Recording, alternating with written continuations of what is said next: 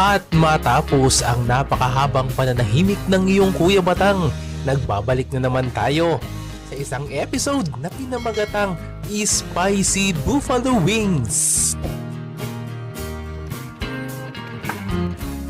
Oo, you heard me right. Isang napakasarap at napakalinamnam at nakatutulo laway na putahe na naman ang lulutuin at lalantakan natin ngayon. At ayun na nga, habang hinihiwa ko ang mga wings, bibigyan ko muna kayo ng isang napakalupit na trivia. Alam nyo ba na tinawag na buffalo wings ang buffalo wings kasi itong putahe na ito ay nagsimula sa Buffalo, New York. Alright, kaya't huwag mong iisipin na may pakpak ang buffalo. And so, pagkatapos nating mahiwa ang mga pakpak, ilalagay na natin ang mga spices at ang mga pampalasa. Alright.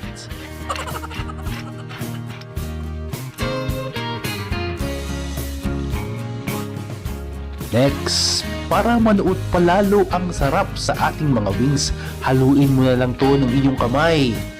Note, kailangan maghugas palagi ng kamay bago to simulan. Oo, tama. Halu-haluin mo lang at paikot-ikutin. Diyan ka naman magaling. Parang yung ex mo, matapos mong paikutin, iniwan mo na. Okay, sige. I-set aside mo muna. Pero hindi yung jowa mo ang i-set aside, kundi yung karne. Habang ginagawa natin yung pang-breading mix.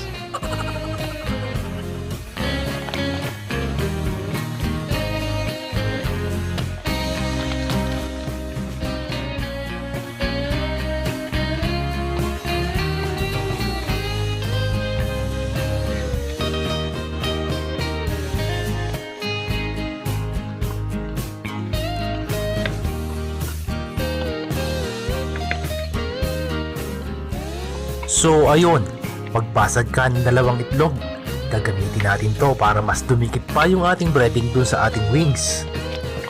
At wag mong isasama yung balat kasi hindi ito yung tipo ng itlog na masarap kasama ang balat. Ibang itlog yon. And then lalagyan lang natin ng konting tubig. Pagkatapos nun, proceed na tayo kung saan ako pinakamagaling. Ang magbate ng itlog.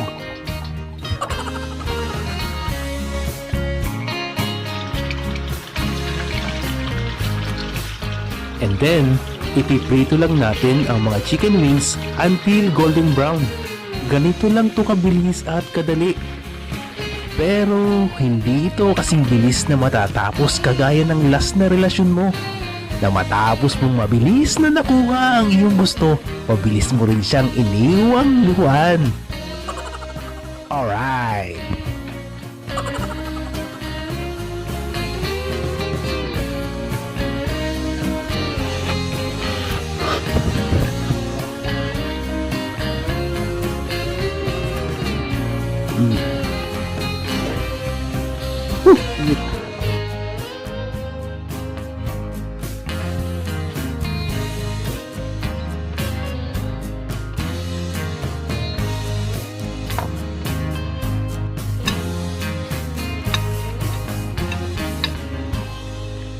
Oh, ayan, kinamay ko na naman.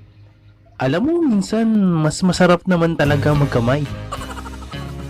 I mean, mas madali at mas convenient gamitin ng mga bagay na basic.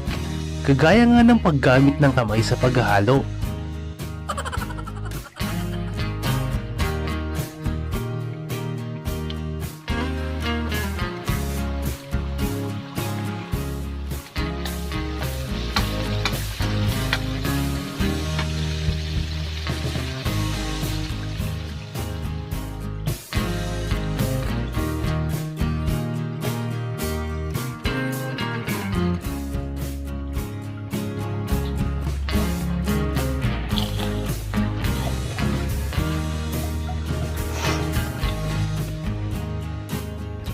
At pagkatapos natin magprito, gagawin na natin ang buffalo sauce.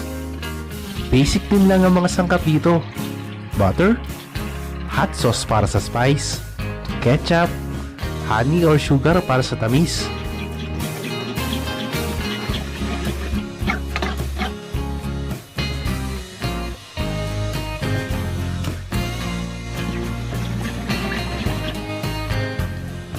Buti pa ang buffalo sauce na to. Sweet and spicy. Eh ang love life mo kaya? May spice pa ba?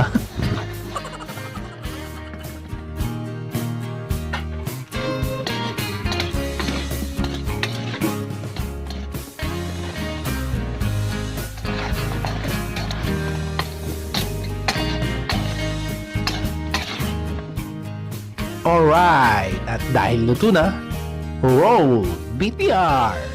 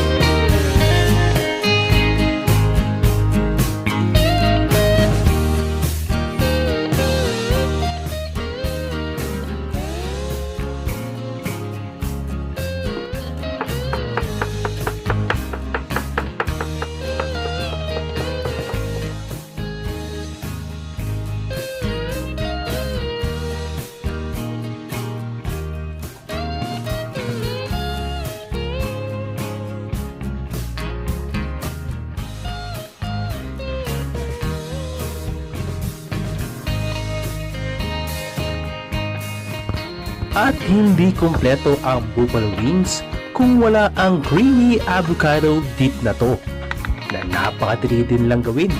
Paghalu-haluin lang ang garlic paste, kalahating avocado at sour cream. Lagyan ng konting asin at paminta at voila! Creamy avocado dip na!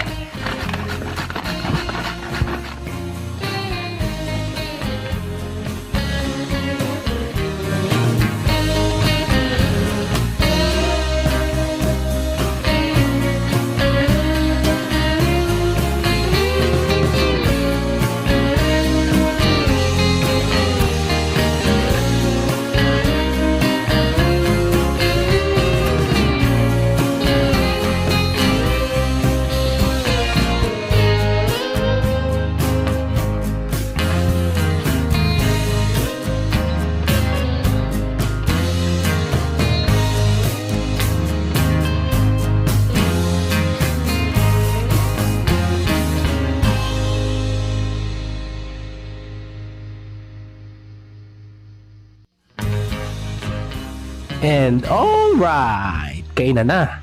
Let's talk and chew more muna tayo mga kabatang.